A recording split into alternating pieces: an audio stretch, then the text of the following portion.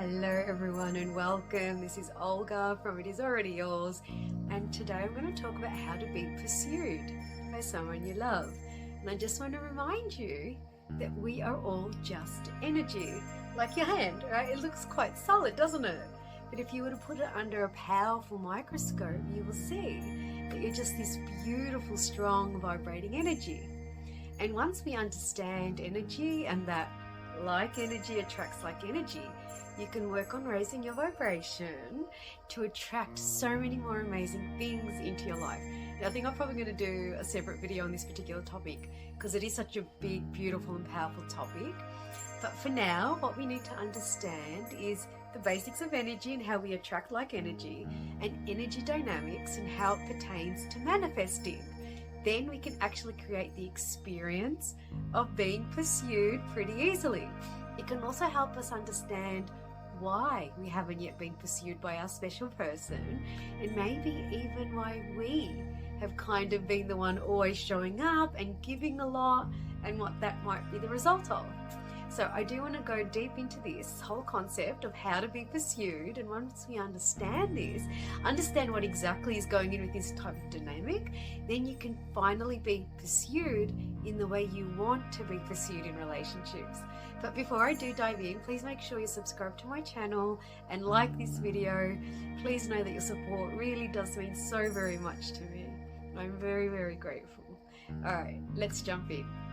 This topic of how to be pursued is a pretty popular topic, and the reason why it's so popular is because some people do get caught up in a cycle of you first come together with your special person and they're kind of coming towards you and they're pursuing you, and it feels pretty amazing, right?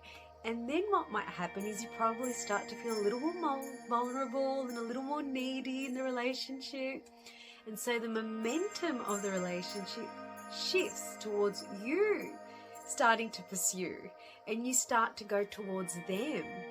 And then often what happens is once we've started to move towards them, and if there's kind of like a little bit of needy energy there or a chasing type energy, what can happen is that the person almost starts running away in the opposite direction.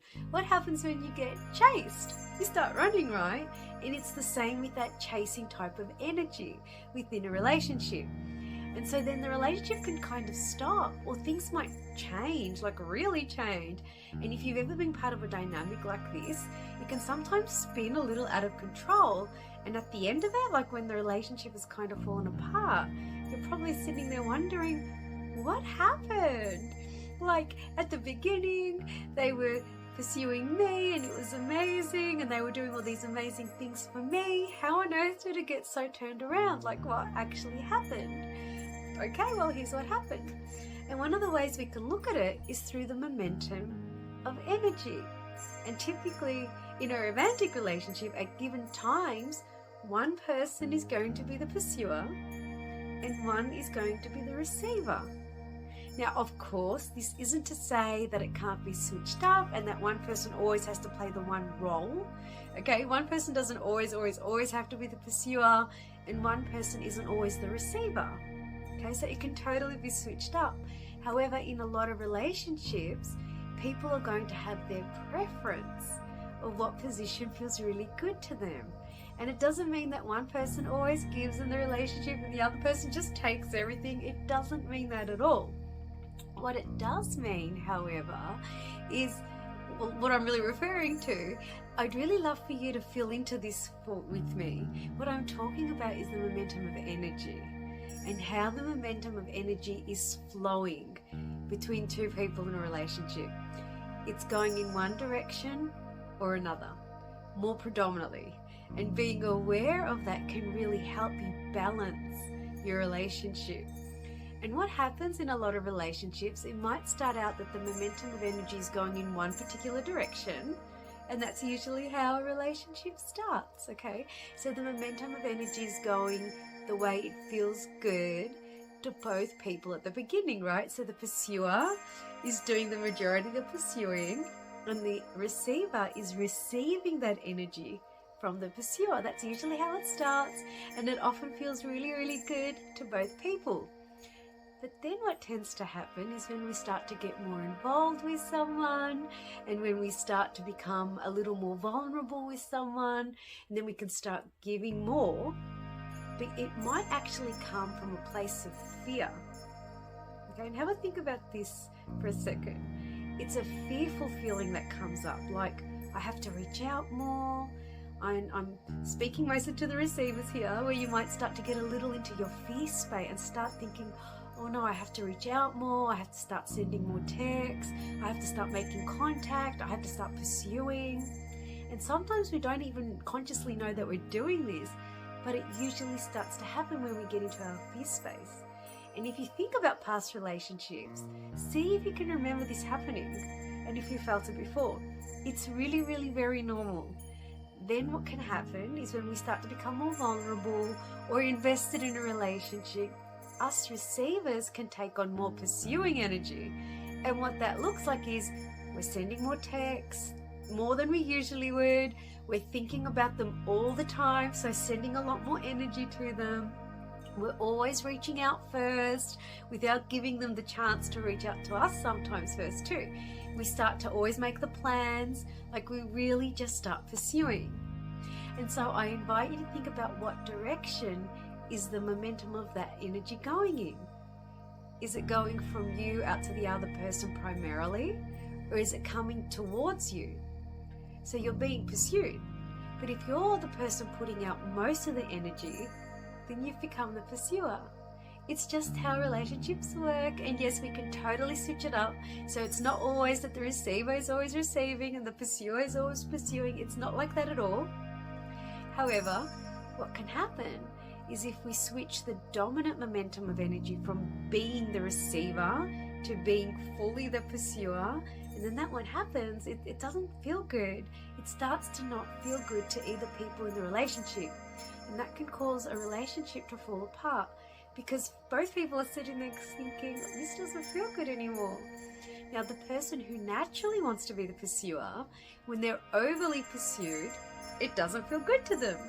Just as the person who naturally wants to be the receiver, when they're not receiving and they're overly pursuing, it doesn't actually feel good to them either. Maybe they've just landed in their fear space a little, so they're pursuing more than they usually would. Okay, so I feel like you now know what I'm talking about because this really does happen in many relationships, and it happens without us being consciously aware of it.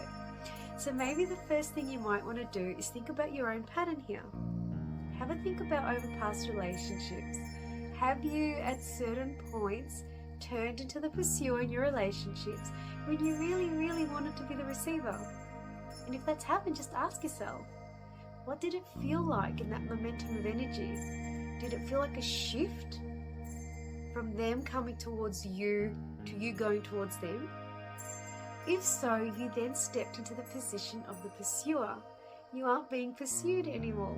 And this doesn't feel good in that energy dome because you actually love being pursued. So what do you do about this? And it's actually really, really simple. It does take some practice, just like everything else in life, but once you learn how to do it, it's like, oh man, this is actually amazing, and it becomes really easy to do. But it really does take a little bit of practice because it's shifting out of an unconscious pattern that you have in relationships. Totally worth it though. So what I invite you to do now, we'll start practicing, regardless if you're manifesting a special person or a new person, it doesn't even matter. But what I'd love for you to do is I'd love for you to start to hold back. You want to start practice not pursuing. And how you know whether or not you're pursuing is simply being aware of your energy. Tune into yourself. Are your thoughts, your actions, your feelings, your energy going towards the other person a lot? And if they are, in order to shift the dynamic back, you need to stop allowing your energy to pursue.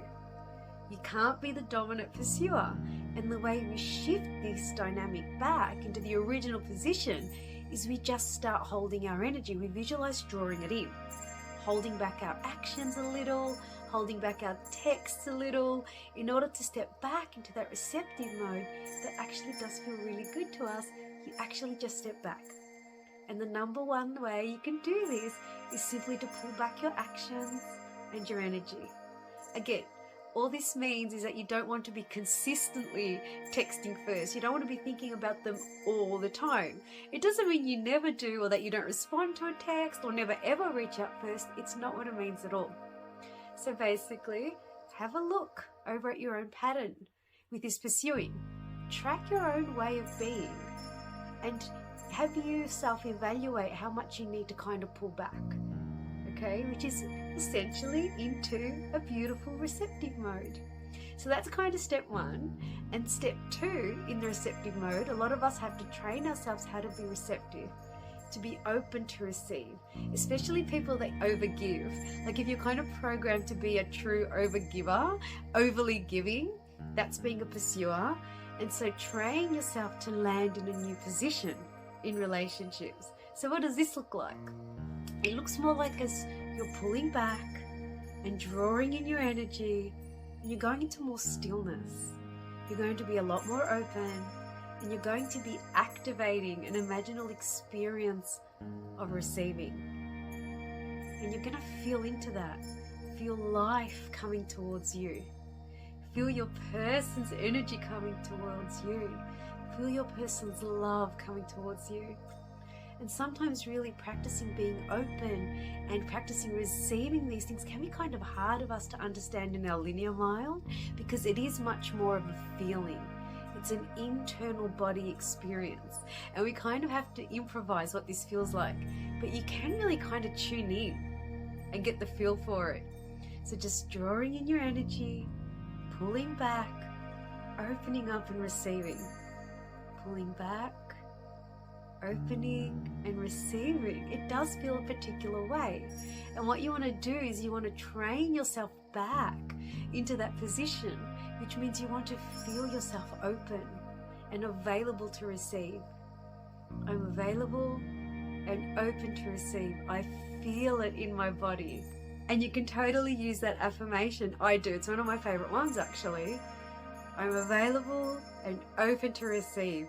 I feel it in my body, and it feels so good.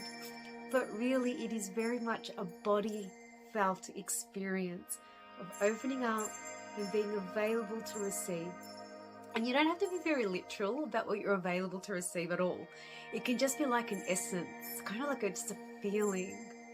I'm available to receive. Let me know if you can feel that. Just as I'm doing it and saying it, can you feel it drawing in your energy, pulling back, opening and receiving, or being available to receive? Can you feel that in your own body and what this feels like? This really is an important step to shift the momentum of energy, because again, this is all about energy. And when you look at this, especially in the dynamic of the pursuer and the receiver, it really is all about the momentum of energy. It's going in one direction or another. And if the direction of energy is going towards the other person from you, then you have become the pursuer. And if you really want to shift that dynamic, the thing you have to do, and it's really the only thing you have to do, is draw your energy in, pull back, and become the receiver. And just like with almost everything in life, again, it's just practice. Practice it over and over again, and it does take some practice. But once you have retrained yourself, you're going to become really, really comfortable with being the receiver. And this is actually going to be really helpful for your relationship, or the relationship that you're manifesting. Because if you're meant to be the receiver, that means that the person you're manifesting is meant to be the pursuer. And believe me, they want to pursue you too, but you have to allow for that to happen. And you allow for that to happen by not stepping into the pursuing position and being really open to receive their energy.